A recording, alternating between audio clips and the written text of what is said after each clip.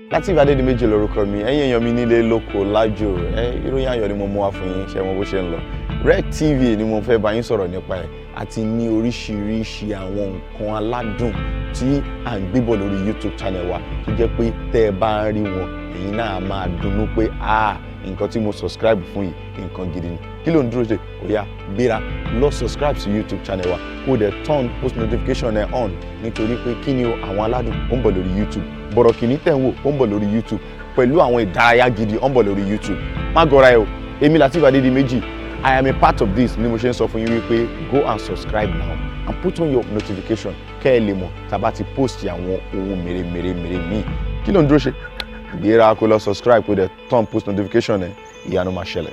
Bless you.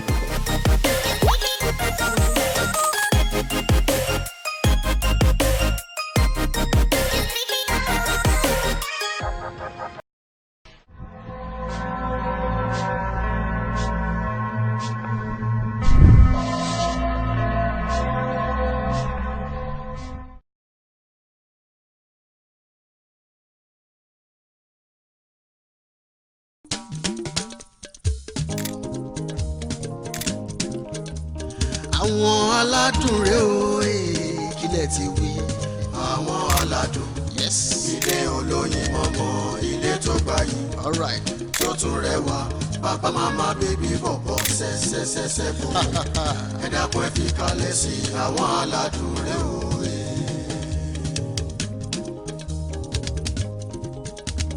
Àwọn aládùn rẹ̀ o àwọn aládùn rẹ̀ o àwọn aládùn kájọ máa ṣeré o ṣẹ́ṣkẹ́ṣkẹ́ àwọn aládùn rẹ̀ o.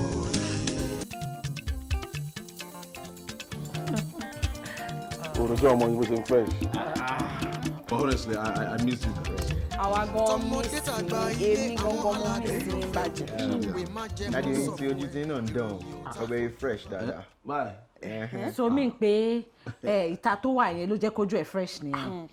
Mi wàá sọ wọn kàn ọ́ kí mo kàn ṣáàjì sọ ni pé dájú ṣe sílé for some time báyìí tó wà ń ta ojú wọn fresh kan àbí Jùmọ̀ kékeré ló ní mo sọ. Èmi gan support ẹ 100%. Náà ẹ má jẹ́ káwọn ọmọ ètò ẹ̀ hàn. Inú ilé ló máa ti ń fresh o tó bá bọ́ta òun fresh o. That reminds me. Yes. Mo fẹ́ fẹjọ́ àwọn ọmọ ẹ̀sùn especially Jùmọ̀kẹ́. Jọ kí ló ọmọ mi ṣe? O ní believe pé àtìgbà tó travel Okay. ìgbà tó ń gbọ́ pé òun bọ̀ làwọn ọmọ ètò wálé o wọn ò wálé rárá o. Mọ́mí. Ìyá dùn mọ́mí junior. Kí ni kí má sọ̀rọ̀ ni. Ẹ wò dáàdì ẹ má dá mọ́mí lóhùn. Ìgbà tí ò sí nǹkan tí mo fẹ́ wá ṣe nínú ilé mi ò ṣe wà. Everybody ló kú mọ́ ẹ pé èmi mo ṣe wà yìí kò sí nǹkan kan tí mo fẹ́ wá ṣe ní and then mo busy náà ẹ mọ̀ inú ó ní fún mi láti wálé. No, ṣe rí pé àwọn ọmọ mi ti defend ara wọn sí. Who am I not surprised? Ta ló bá defend tẹ́lẹ̀ bó ń ṣe àwọn ọmọ ẹ̀. Dáàdì Yes, baby. ṣé kí n lọ gbé wine wá? Pátí wo la ń ṣe? Ẹ ti gbàgbé ok ẹ mọ̀ pé birthday week dáàdì lélẹ̀. Adé gbọ́dọ̀ bẹ̀rẹ̀ sí ni máa celebrate. Ẹ jẹ́ kí n lọ gbé wine.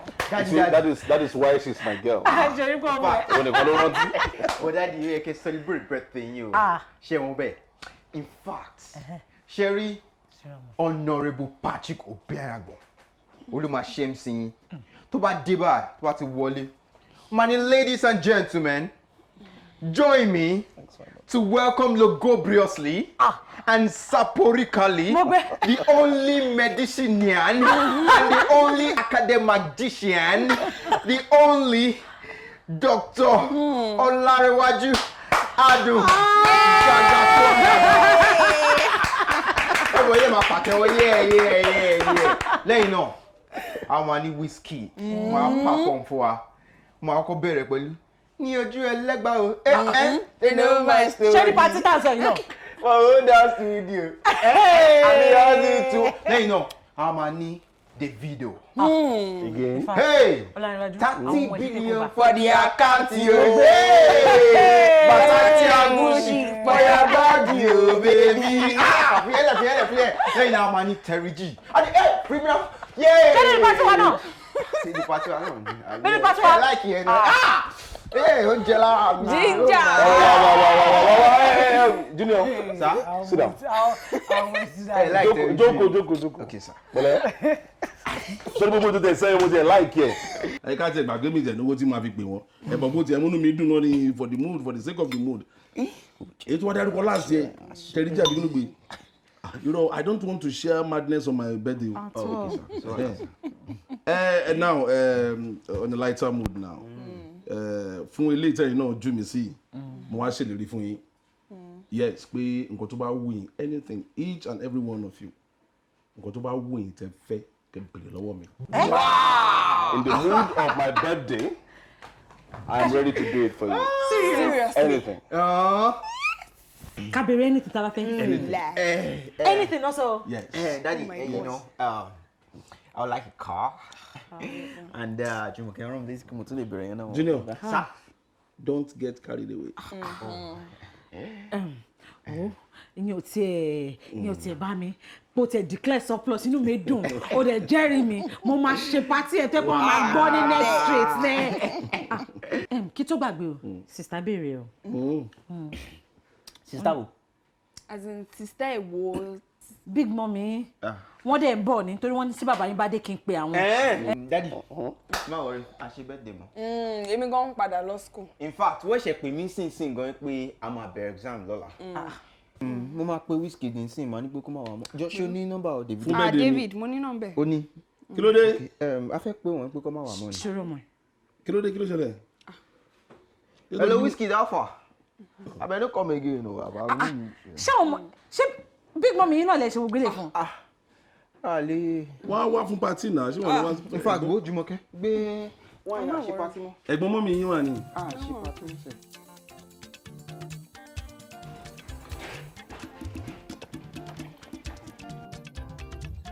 Welcome, Daddy. How was your day, sir? Birthday, Daddy?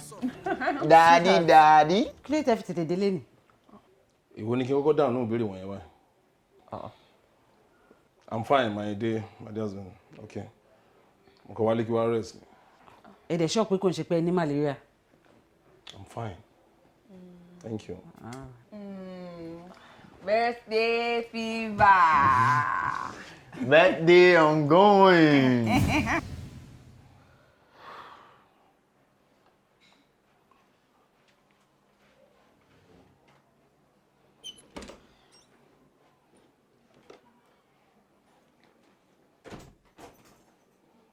Baby ọkọ mi ṣe lè ṣó pé kò sí ọkọ tó ń ṣe yín. Kò sí nǹkan tó ń ṣe mí. Thanks for asking. Tẹ́ bá sọ bẹ́ẹ̀ anyway ilé tẹ̀tẹ̀ fi tètè dé yìí ó ní lots of advantages fún mi. How do you mean? ká fi bẹ̀rẹ̀ pre-birthday baby making business ni you know. Àwàdà ẹ̀ pọ̀ gan. I don't have the time for that. Kí ló máa ń ṣe ẹ́ gan eléyìí tó tún tètè dé yìí àtúnfẹ́ mọ̀ wúlò ẹ̀. Anyway that is not even the bone of contention right now. So what is? Sweetheart òun ti pé o ní pé ká béèrè fún anything tá a bá fẹ́ ò dẹ̀ sọ̀rọ̀ o.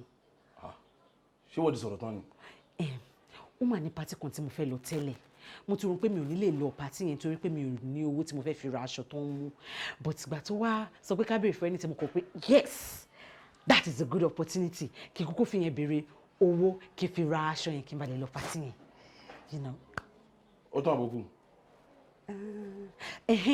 Mo rí decoration kan tó ń lò nínú spa kan ní TV mo rò pé tèmi náà bá lè ṣe sí spa mi it will be very good so tó bá tó lè fún mi ní owó sí yẹn náà I will be very happy. Ó ṣe kúkú gba ATM mi kó lọ sí bank kó withdraw gbogbo owó tí mo ní bẹ̀. Tó bá béèrè lọ́wọ́ pé kí ló ṣẹlẹ̀ I'm so happy inú mi dùn ni mo ṣe withdraw gbogbo owó ọkọ mi. But Ọlọ́run iwájú kí ni mo sọ ń sìn kí ni mo sọ kí ni mo ṣe ń sìn. You know, I don't have time for this pettiness.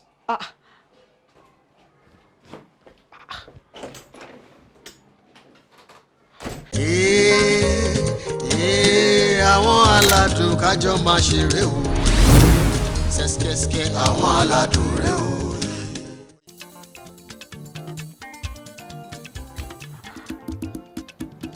Jùmọ̀kẹ́, ṣé o rántí cover oúnjẹ tó kù ní kitchen?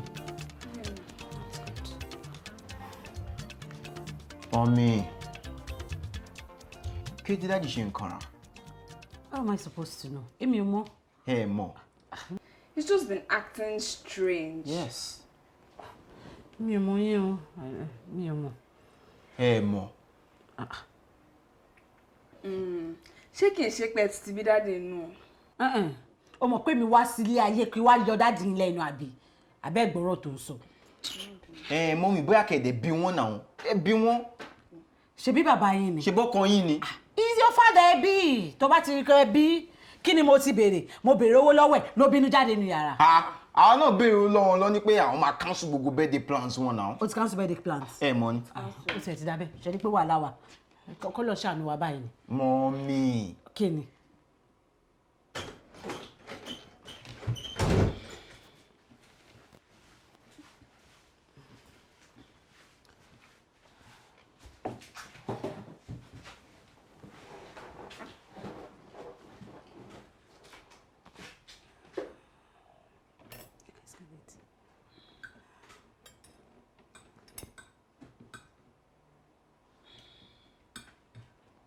Larry,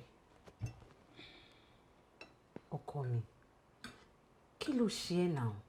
Àtìgbà tó dé láti ibi ṣe báyìí ní face ẹ̀ ti look dull. Lo ti ń kanra, kí ló ṣe ẹ́? Mo dẹ̀ ń béèrè lọ́wọ́ ẹ̀ o ní kò sí. At least talk to me. What is wrong with you? At least say something. I'm fine. But Daddy, you can't just say you are fine. Àtìgbà tẹ́ ti dé lẹ́kọ̀ọ́ tí ń behave somehow. It's not fair now. We are your family and you should talk to us. Cancel birthday plans. I said I am fine. Daddy. Even if everybody in the world believes that, you know I won't. Bá wa sọ̀rọ̀ now. Okay, Daddy. Okay, tẹ́ bá sọ fún anybody. Ta ni wá fẹ́ sọ fún? I don't know. Hey? Well, you know they say a problem shared is a problem half solved. Okay, tẹ́ bá tẹ́ sọ fún mi àti Jùmọ̀kẹ́. Ó dá sọ fún ìyàwó yín. Daddy, this is your family. We love you. Larry. Daddy. Sweetheart. Oh, sorry, please. What have I said? It's wrong. Kí mo ṣe? You didn't say anything. Oh, you know what? Ẹ jẹ́ kí mi yọjú sí bàbá yẹn. Probably he will talk to me. You know, ẹ lè má jẹun lọ.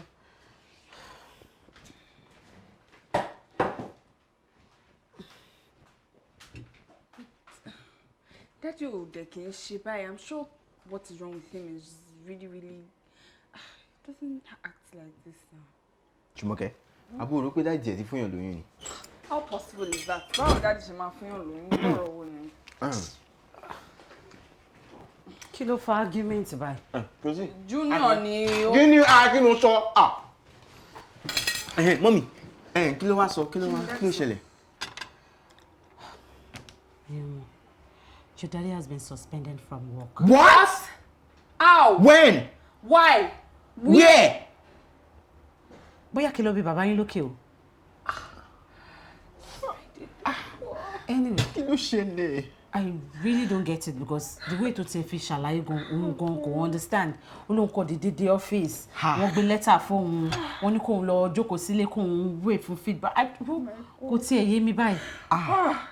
This is just the beginning of poverty. Àní tó ń jẹ gidi báyìí wọ lọ. Ẹ gbà mí. Irú ọ̀rọ̀ kọ́tọ̀kọ́tọ̀ wo ni Jùmọ̀kẹ́ sọ? Ó jẹ́ máa bá àbúrò ẹ̀ sọ̀rọ̀. Jùmọ̀kẹ́ gbọ́ kí ni wọ́n náà sọ báyìí sìn. Jùmọ̀kẹ́ jọ ẹni tó wà lẹ́nu rẹ̀. Tí wọ́n máa fi dọ̀la, màá débẹ̀. Yay! Kí ló ṣẹlẹ̀? Kí ni ẹ, Jùmọ̀kẹ́? Ta ni yẹn? Ta ni yẹn? Ta ni yẹn? Jùmọ̀kẹ́? Kí ló ṣe? Ẹ gbà mí lọ́wọ́ Ọlọ́run mímọ́. Kí ló ṣe èèyàn ọmọ yìí náà? Sórí bọ́ lọ́wọ́ mi ni. Ṣé mo jolè ni? Mo jẹ́gún. Mo jọ̀gẹ̀lẹ̀dẹ̀. O ò dẹ̀ rókù. Èmi lórí. Sista mi má bínú. Ó yá kẹ́ kí wọn kẹ́ gba báàgì lọ́wọ́ wọn jẹ. Ẹ káàbọ̀ ma. Gba báàgì lọ́wọ́. Bí báàgì wọn wọlé fún mi. Junior. Bí báàgì tẹ̀lé Jùmọ̀kẹ́ tó bá yá. Fílẹ̀. Tẹ̀lé wọlé tó bá ti yá kó padà wá. Wọ́n mi káwọ́. Ewu sista mi. Àwọn ọmọ ti sọ mí déédéé. Ìwé jùkọ̀. Òró wà o. Òró wà. Serious. Mo ń gbọ́.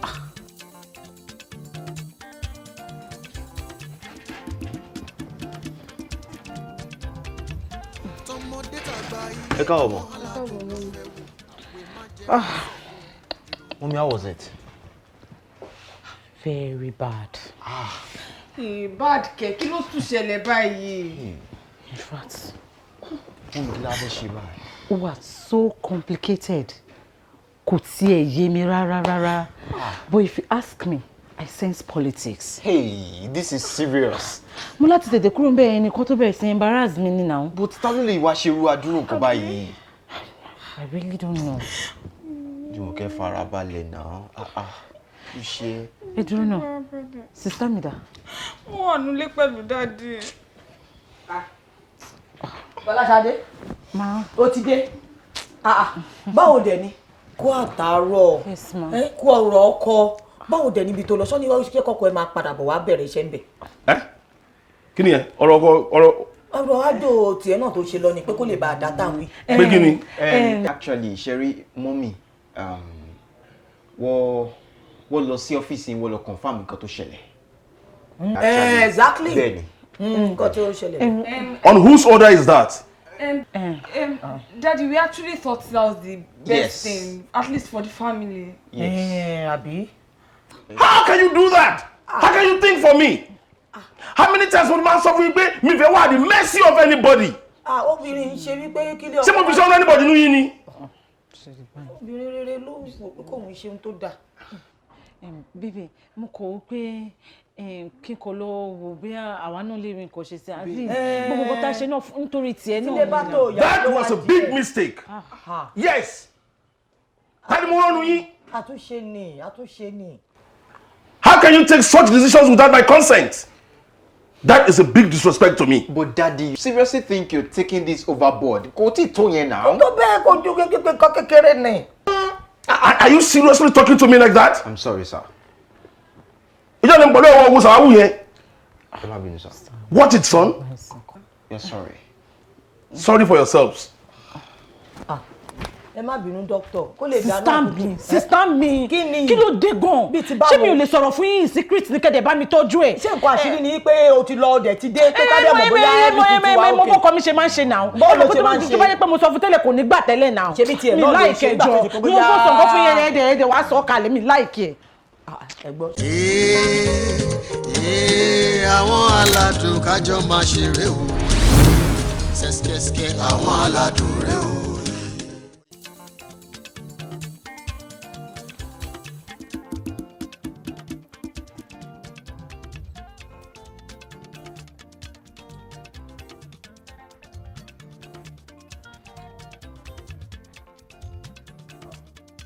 Ọláṣadé, kí ló ń ṣe tó dájú kù?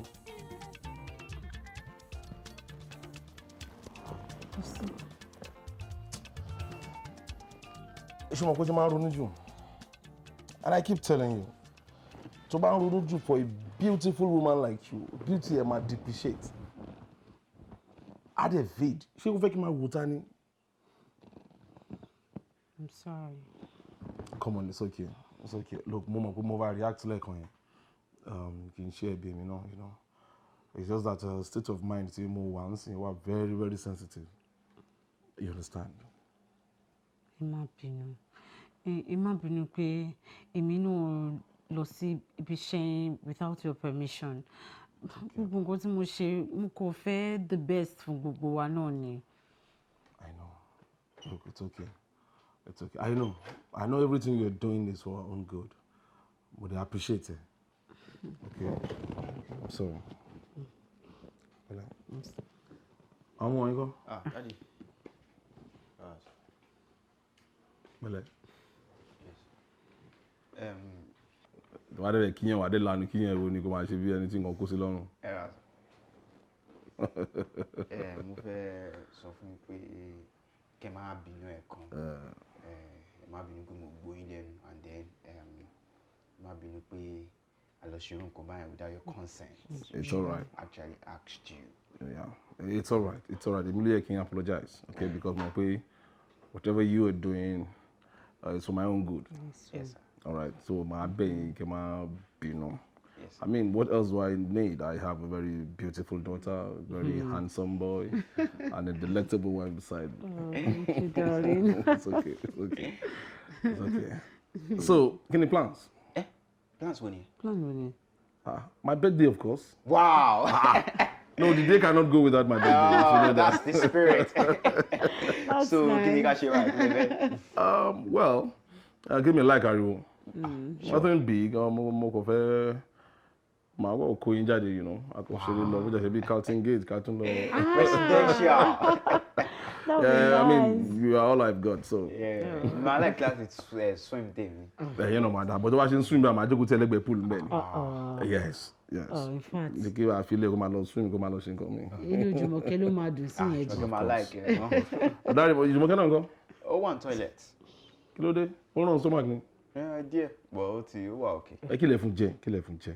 Mo rọ́ sí níkùn. Ẹ Ṣé kò mọ̀ jọ̀ọ́. You know tẹ́lẹ̀? she's a very delicate sweetheart of mine. Ẹ jọ̀ọ́. Bá mi watch nǹkan tó máa ń jẹ. Ó tì. Auntie ńkọ́?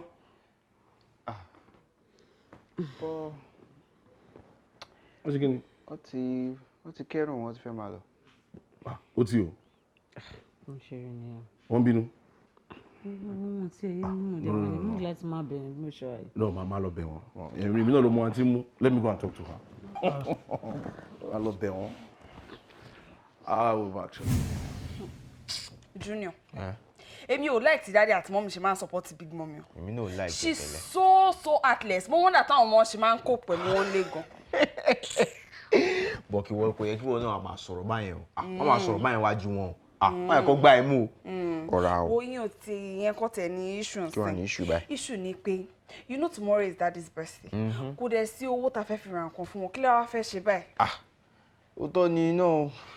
Èmi náà dẹ̀ ti wọ́n rò pé kò máa sí owó tá fi máa celebrate birthday daddy. Kò dẹ̀ síbi tá tẹ̀ ti lè fowó ra gift gan. Kí la fẹ́ ṣe gan báyìí sí? I don't know. Bọ̀ èmi wá láì díẹ̀ kan. Kí ni? Ó fẹ́ gbọ́ àbí? Ṣé o mọ̀ pé a lè lọ bá Ṣẹ́gun ẹ̀? Owó yẹn máa ń lówó dáadáa, ó dẹ̀ mọ̀ pé Ṣẹ́gun ẹ̀ láìkẹ́, so kò lè sọ fún yín pé Ṣẹ́gun ẹ̀ á fà á dẹ̀ gbowó lọ́wọ́ ẹ̀. Seriously, Junior. Kémi lọ bá Ṣẹ́gun ẹ̀ kí n béèrè owó lọ́wọ́ ẹ̀.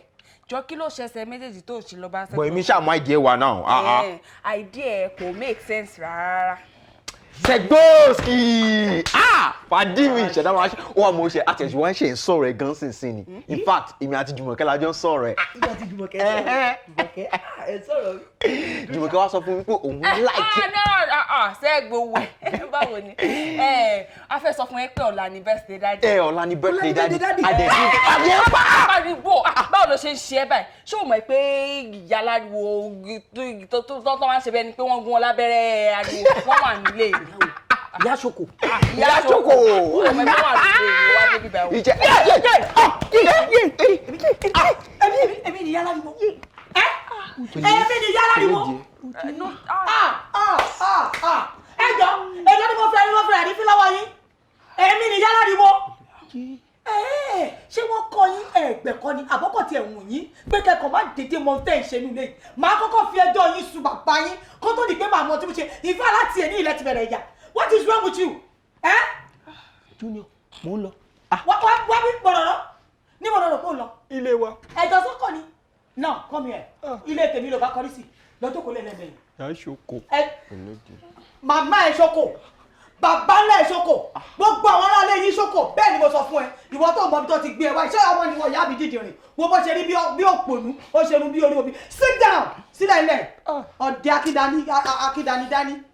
Wọ́n pè mí ìyá ṣoko náà bá wọn gbẹ́nu sí. Ẹni tí ò ní irú ẹni ò lè mọ iye ẹni. Jùmọ̀kẹ́ ó yá ilẹ̀.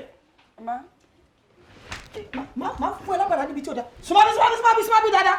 Ó yá káwọ̀ sókè. Ìjọ súnmọ́. Láì gbogbo. Junior, èmi sọ̀rọ̀. Ìwọ sọ pé àgbàdo aha ẹ lẹ́nu igi aha ẹ lẹ́nu gbogbo eyín tó wà lẹ́nu ẹ tó jọ lójú á ká dànù bẹ́ẹ̀ni ẹ ló wá já dànù student. wọ́n mọ̀ ti student nílẹ̀ dídọ́ tí wọ́n ṣe student yẹn. mo mọ̀ bọ́ yín ok student síbẹ̀ bàbàtà kò lè sí bàbàtà kò lè sí.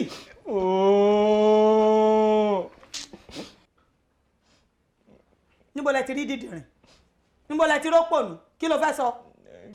ẹjọ máa bóyá kẹ́ fún mi ní punishment Jùmọ̀kẹ́.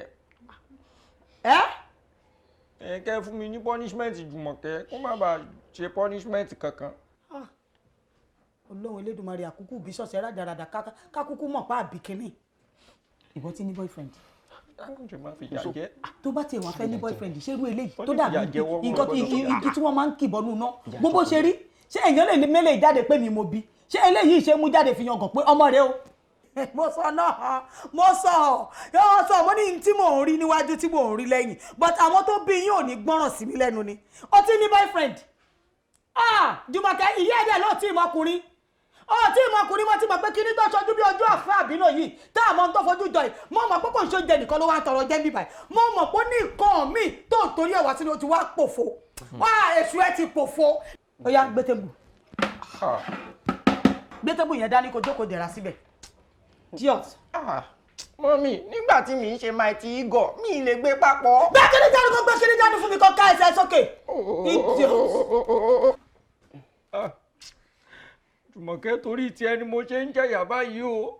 lórí ta ni ló ṣe ń jẹ̀yà ṣé ìmọ̀ràn ẹ̀ṣẹ̀ ni. ẹ̀mí jẹ̀jẹ̀ gbẹ̀mí sàn ẹ̀kún fi máa increase punishment wà lé ní ìtẹ̀sán. pànìyàn ta ni ẹ wọlé.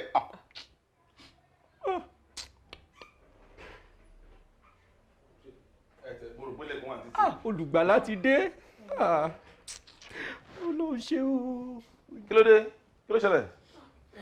Big Mommy punished us. Big Mommy punished you? Yes. Ṣẹ́gun wẹ́wẹ́ àti ìwọ náà? Bẹ́ẹ̀ ni o.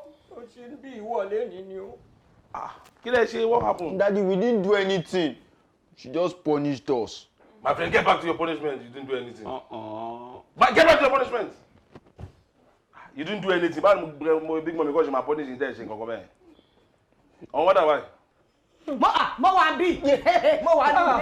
Mo wà nulẹ̀. Gbé kíní sókè dáadáa o. Ẹ mà káàbọ̀. Ẹ pẹ̀lẹ́. Ẹ jọ wọ́n ní punish wọn. Mo punish wọn. Àbí ṣé mi ò lè punish wọn ni? Of course, ọmọ yín náà kọ́ ti ẹ lè punish wọn. Torí báwọn ṣe wà yìí wọ́n ti rà wọ́n ti bàjẹ́. Kélé yìí olójú bínibíní máa bú èmi. Ṣó gbẹnu ẹ̀ ni? Àbọ̀ ọ̀bú mi. Ó bú Big Mommy. Ẹ má bínú Big Mommy. Ẹ pẹ̀lẹ́. Mo tẹ̀ ní bá ẹ bá tiẹ̀ wo torí ti bẹ́ẹ̀dẹ̀ mi ọ̀la pé kẹ̀tẹ̀ dáríjì wọn. Ọmọ yín náà ni.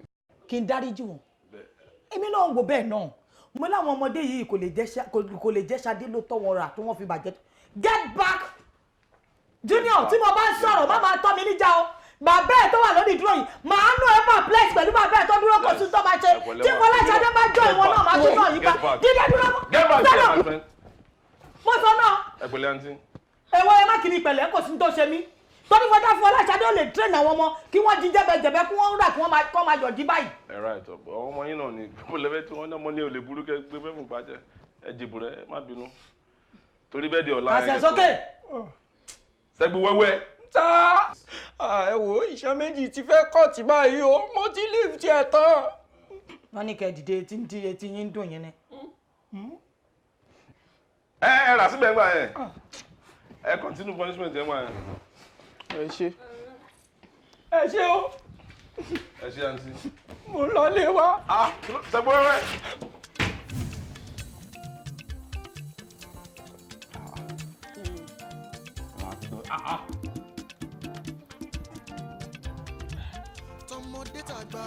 Ìyá yóò ti dè. Ibo ló sọ fún un lọ? Ó jáde ní wọ́n they were specific ní tó máa lọ. She wasn't explicit at all. Big Mommy ńkọ́? Mo lọ wà ní. Ẹ gbà mí. Wọ́n ti mú lẹ́ lọ àǹtí. Doctor, hey, happy birthday to you. Happy birthday to you. Happy birthday, happy birthday, happy birthday to you. Agbọ́jọ́ sí ẹ̀jẹ̀ ní ọ̀sẹ̀ púpọ̀.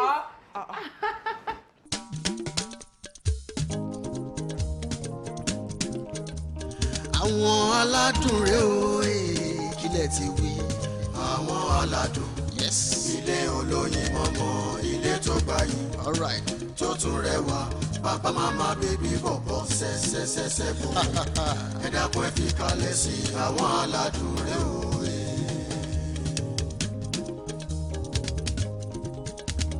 Àwọn aládùn rèé o. Àwọn aládùn rèé o.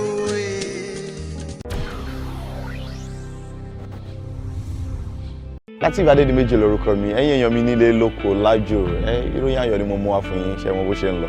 Rec TV ni mo fẹ́ bá yín sọ̀rọ̀ nípa ẹ̀, àti ní oríṣiríṣi àwọn nǹkan aládùn tí à ń gbébọ̀ lórí YouTube channel wa tó jẹ́ pé tẹ́ ẹ bá ń rí wọn ẹ̀yin náà máa dunnú pé nǹkan tí mo subscribe fún yìí nǹkan gidi ni. Kí ló ń dúró ṣe? Ó yá gbéra lọ subscribe sí YouTube channel wa kó dẹ̀ turn post notification ẹ̀ on nítorí pé kí ni o àwọn aládùn ó ń bọ̀ lórí YouTube, bọ̀rọ̀ kìíní tẹ̀ ń wò ó ń bọ̀ lórí YouTube pẹ̀lú àwọn ìdárayá gidi ó ń bọ̀ lórí YouTube. Má gọra ẹ o, èmi Lateef Adédìméjì, I am a part of this ni mo ṣe ń sọ fún yín wípé go and subscribe now and put on your notification kẹ́ ẹ lè mọ̀ tá a bá ti post àwọn ohun mèremère míì. Kí ló ń dúró ṣe? Gbéra kó lọ subscribe kó dẹ̀ turn post notification ẹ̀, ìyanu máa ṣẹlẹ̀. Bless you.